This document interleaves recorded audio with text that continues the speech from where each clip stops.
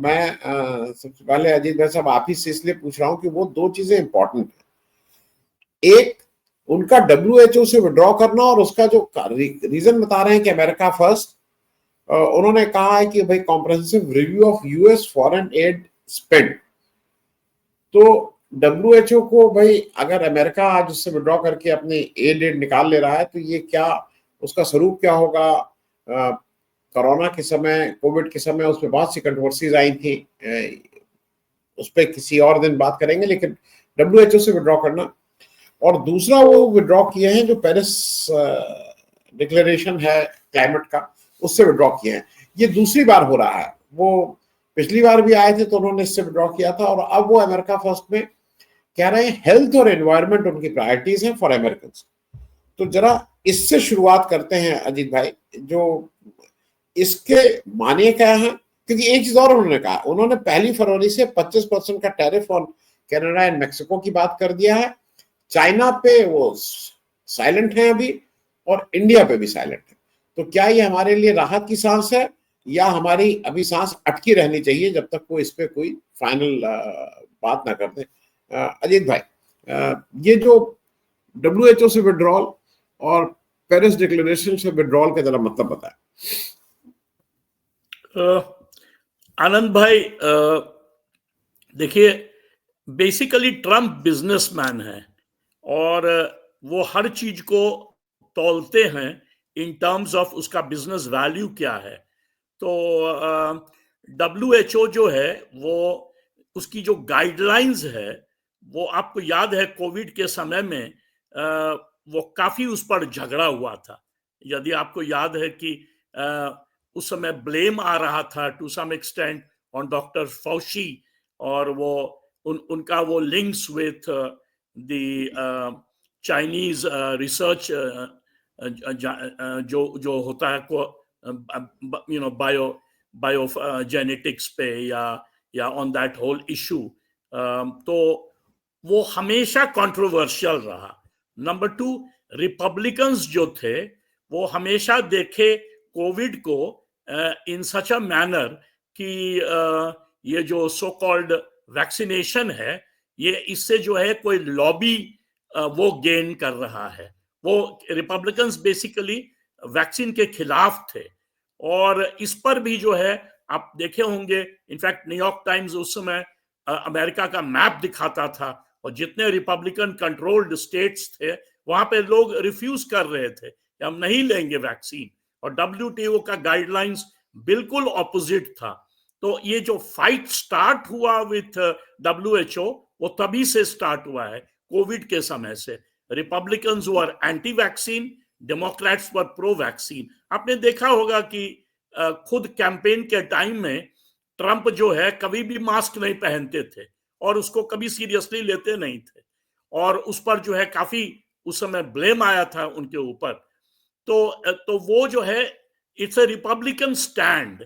और दूसरा, उनको लगता है कि हम डब्ल्यूएचओ को पैसे देते हैं और डब्ल्यूएचओ जो है एजेंडा किसी और डायरेक्शन में मूव करता है, more towards Europeans, more towards developing Nations.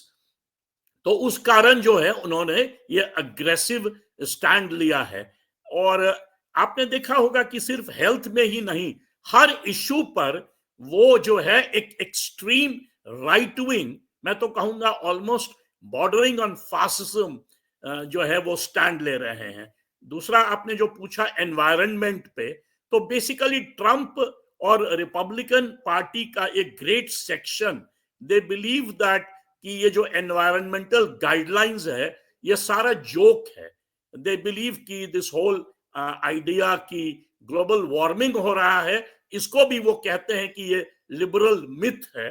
और ऊपर से जो एंटायर इशू है एनर्जी का, वो कि एनर्जी पे जो अमेरिका का डिपेंडेंस है on middle east and other countries, तो उससे वो लिंक्ड है एंटायरली एंटी एनवायरनमेंट पोजीशन। आपने देखा होगा कि ड्यूरिंग अपने स्पीच में उन्होंने एक स्टेटमेंट दिया, ड्रिल बेबी ड्रिल।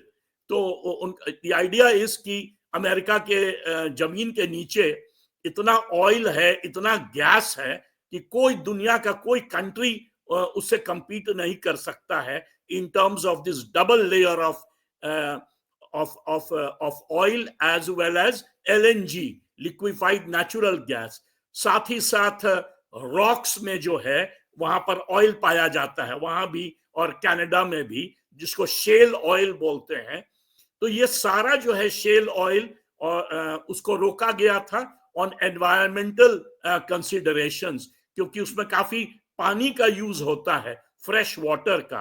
तो कनाडा जो है वो भी उसको बंद किए हुए था। कैलगरी वगैरह में शेल ऑयल का जो स्टार्ट हुआ था बूम, तो उसको रोका था कनाडा, एनवायरमेंटल गाइडलाइंस दिया था कि ये जो है ये पूरा पल्यूट कर देगा एंटायरली अर्थ को। तो उसके सारे गाइडलाइंस को वो जो है ट्रंप वो नजरअंदाज करके वो चाहते हैं कि हम जो है सेल्फ डिपेंडेंट हो जाएं on our own energy, on our own oil, on our own gas, and therefore this slogan drill baby drill. और थर्ड, हर इशू पर आप देखेंगे कि Trump takes a completely different stand compared to conventional American stand. जो भी आप ले लीजिए, वो चाहे वो गल्फ ऑफ मेक्सिको हो, चाहे वो कैसे वो डील करेंगे विथ डेनमार्क का ग्रीनलैंड जो नॉर्थ है, उसके बाद पनामा कैनाल पे वो बिल्कुल अलग स्टैंड ले रहे हैं compared to each and every American administration. तो आपने एक बात सही कहा कि इस बार जो है, पहले जो ट्रंप थे, ट्रंप 1.0, वो ट्रंप थे बेसिकली एक पैसिफिस्ट थे, एंटी वॉर और आइसोलेशनिस्ट थे, एंटी ट्रेड, एंटी टैरिफ लगा के रोका जाए, फॉरेन गुड्स अंदर ना आवे और जॉब्स क्रिएशन हो अमेरिका में। क्योंकि हुआ क्या कि ऑलमोस्ट लास्ट 20-30 इयर्स में अमेरिका में एक फेज ऑफ डी इंडस्ट्रियलाइजेशन हुआ और अमेरिकन इंडस्ट्रीज जो है मेक्सिको मूव कर गया, चाइना मूव कर गया, और American workers largely whites but also blacks and Hispanics unemployed हो गए। तो वही जो है ना बेस, जो मैंने कल पॉइंट आउट किया था कि ये जो वर्कर्स बेस था, ये एक जमाने में क्लिंटन के साथ था, बिल क्लिंटन के साथ, और वो जो है बिल्कुल लेफ्ट लिबरल स्टैंड से वो सारे वर्कर्स मूव कर गए हैं टुवर्ड्स राइट। ये मैसिव रीअलाइनमेंट हुआ है अमेरिकन पॉलिटिक्स में, और इस पे कभी और चर्चा करेंगे क्यों ऐसा हुआ। बट वर्किंग क्लास जो शिफ्ट किया है, तो उसी को जो है वही बेस है उनका, जो मागा बेस है, मेक अमेरिका ग्रेट अगेन, और उस पर काफी उन्होंने चर्चा किया और अपना एक तरह से नेशनलिज्म डिफाइन किया, जो मोदी जी को बड़ा अच्छा लगेगा। आपको याद है उन्होंने कहा, one family, one people, one nation, one God. तो ये टिपिकल मोदी जी का स्टाइल है बात करने का, one nation, one election, one फलना, वन चिल्ला। तो ये जो है ना, ये new form of American nationalism. और उसके बाद बार बार अपने आप को नेशनलिस्ट नहीं कहते हैं, वो कहते हैं हम पेट्रियट हैं, American take pride in being patriots. तो वो बार बार जो है, और उसके बाद एक दो जो सेंसिबल डिसीजन है, डिसीजन नहीं मतलब जो पॉइंट ऑफ अटैक है कि कट इन्फ्लेशन अमेरिका को बहुत हर्ट किया है।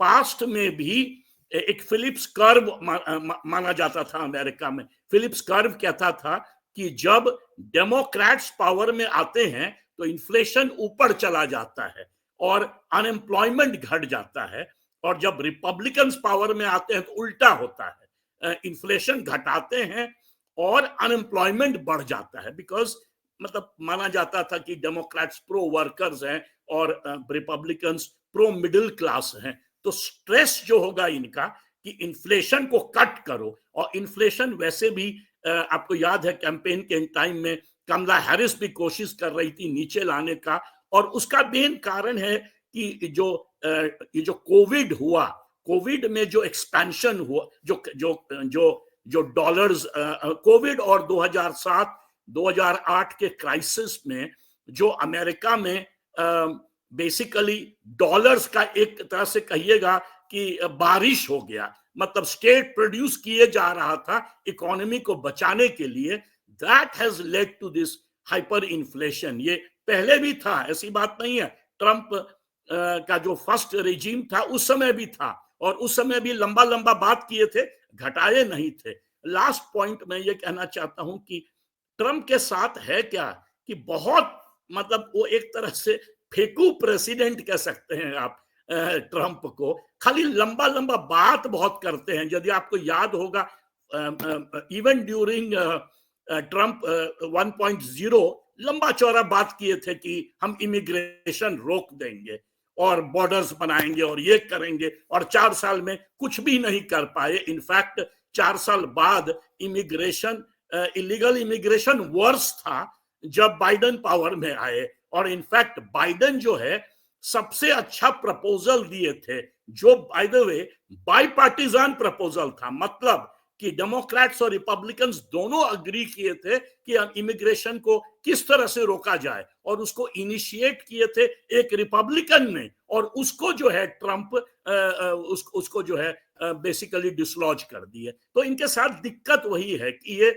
लंबा लंबा बात कर रहे हैं, अभी तो ऐसा ऐसा बात कर रहे हैं कि पूरा दुनिया को ट्रांसफॉर्म कर देंगे, और कह रहे हैं कि 20 जनवरी अमेरिका का लिबरेशन डे होगा।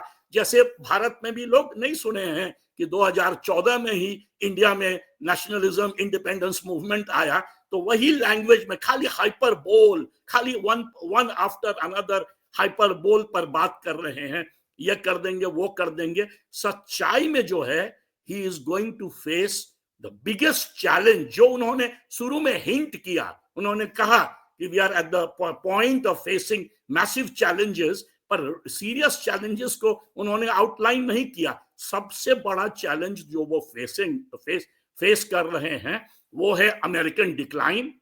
नंबर 2, अमेरिका जो है एक तरह से क्राइसिस में है, सीरियस इकोनॉमिक क्राइसिस में है।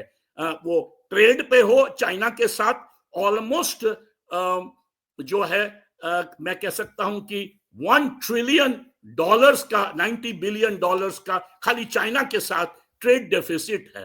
तो उसलिए जो है ये गुस्सा नहीं है कि 60% चाइना पे और 25% मेक्सिको और कनाडा पे और 10% बाकी कंट्री जिसमें इंडिया भी इंक्लूड होगा, पर टारगेट चाइना है, क्योंकि डेफिसिट इतना लार्ज है अमेरिका का कि उसको हैंडल नहीं कर पा रहे हैं। और उसके साथ ही साथ इन्होंने बहुत बात कही जो बाकी लोग बताएंगे, कुमार जी या मीनू जी। Basically, I think he's a bombast. He's a फेकू, as I said. लंबा बात और कथनी और करनी में बहुत का अंतर। Thank you.